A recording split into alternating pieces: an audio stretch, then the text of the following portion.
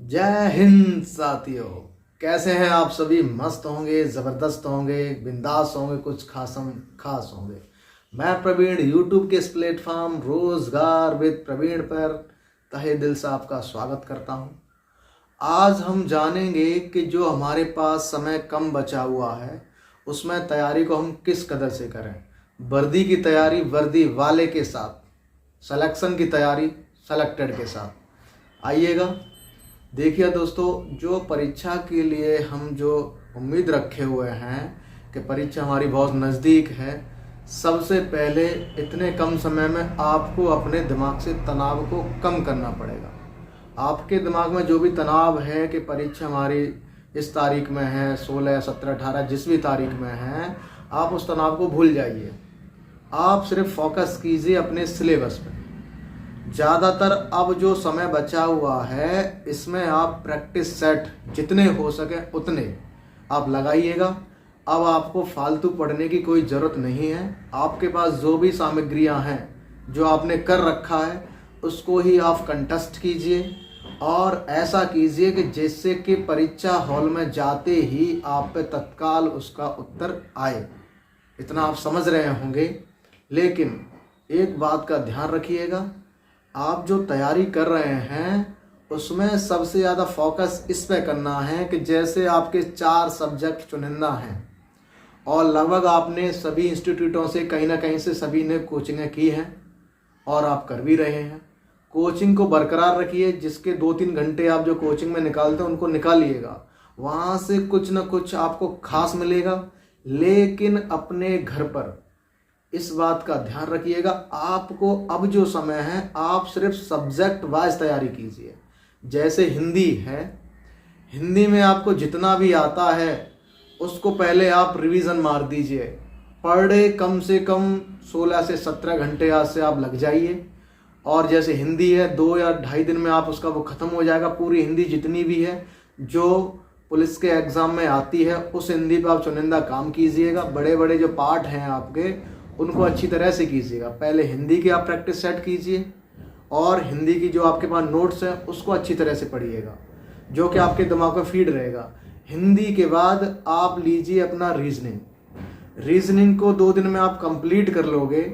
उसका पूरा practice set आपको बेसिक पकड़ना है कि इस क्वेश्चन को कैसे करेंगे, उसका तरीका आपसे आना चाहिए। चाहे हिंदी हो, चाहे मैथ हो, चाहे रीजनिंग हो, चाहे जीके हो, उसका बेसिक आप पकड़िएगा। जड़, अगर आपने क्वेश्चन की जड़ पकड़ रखी है तो वो क्वेश्चन कभी भी गलत नहीं होगा।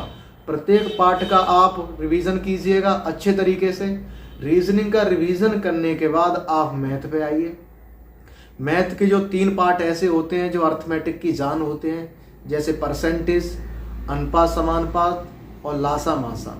ज़्यादातर आपका लासा मासा को छोड़ करके, परसेंटेज को भी छोड़ करके आपका अनुपात का कॉन्सेप्ट बहुत ज़्यादा लागू होता है पूरे मैथमेटिक्स के अंदर। अर्थमेटिक की बात कर रहा हूँ। क्वाड्रेंटिक एप्टीट्यूड में जो लागू होता है वहाँ तो सब कुछ लगता है, वहाँ टोटल फार्मूलों का काम है।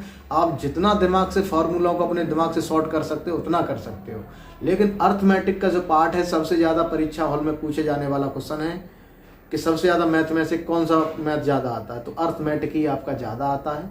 उस पर आपको फोकस करना है। उसको भी इसी कदर से पार्ट वाइज तत्काल जो मेन क्वेश्चन है आपके चुनिंदा, उन क्वेश्चनों को आप प्रैक्टिस कीजिए और उनको जितना हो सके कैलकुलेशन उनकी फास्ट कीजिए।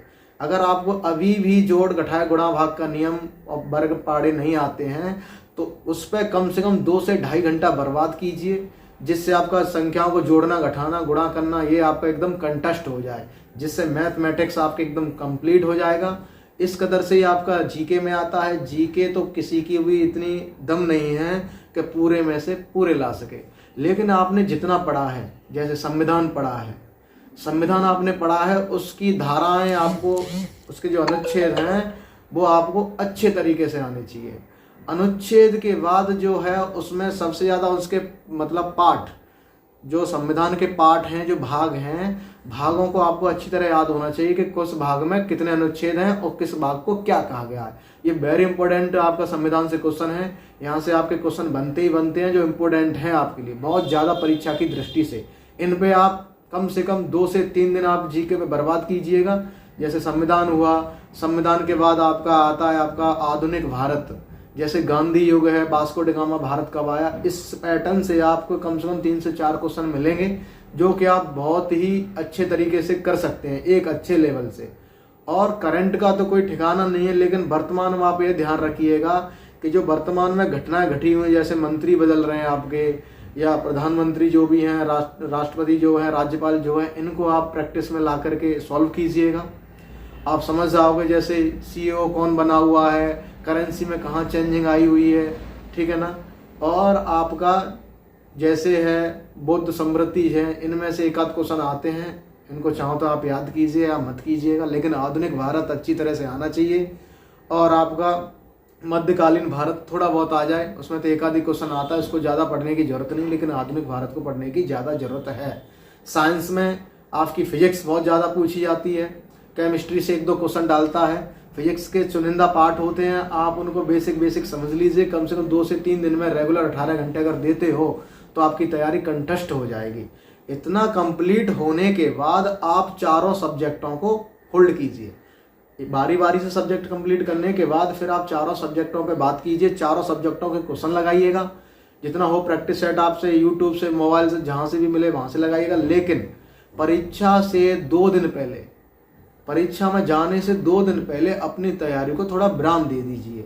विराम इसलिए देना है कि जो हमने पढ़ा है उसको दिमाग से रिपीट करना है। किससे रिपीट करना है उसको?